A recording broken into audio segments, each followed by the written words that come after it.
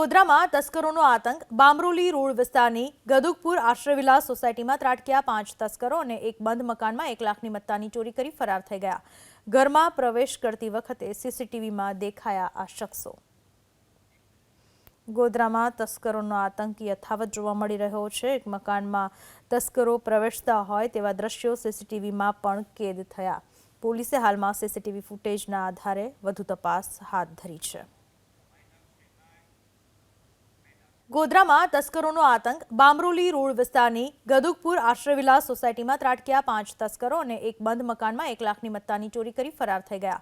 ઘરમાં પ્રવેશ કરતી વખતે સીસીટીવીમાં દેખાયા આ શખ્સો। ગોધરામાં તસ્કરોનો આતંક યથાવત જોવા મળી રહ્યો છે। એક મકાનમાં તસ્કરો પ્રવેશતા હોય તેવા દ્રશ્યો સીસીટીવીમાં પણ કેદ થયા। પોલીસે હાલમાં સીસીટીવી ફૂટેજના આધારે વધુ તપાસ હાથ ધરી છે।